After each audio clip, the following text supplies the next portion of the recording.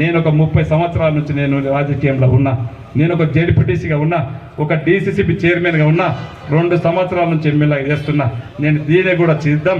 నేను ఒక జెడ్పీటీసీ చేసిన, ఒక తెల్ల పేపర్ లాగా ఒక మచ్చ లేకుండా పనిచేసిన, ఒక ఉమ్మడి రంగారెడ్డి జిల్లాలో ఒక డీసీసీబీ చైర్మన్ చేసిన. నీలాగా నేను ఓడిపడలే.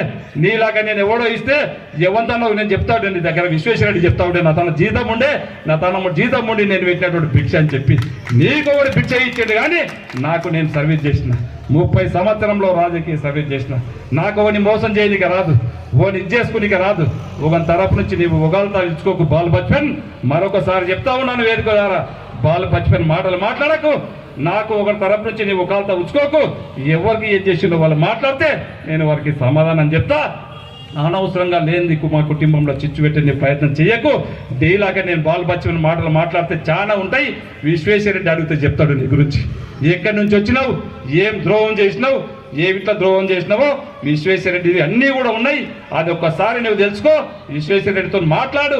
ఎందుకు ఆ విధంగా మాట్లాడాడో ఫస్ట్ ఆ వివరణ ఇచ్చుకో. అప్పుడు నా గురించి మాట్లాడు, మా కుటుంబం గురించి మాట్లాడు.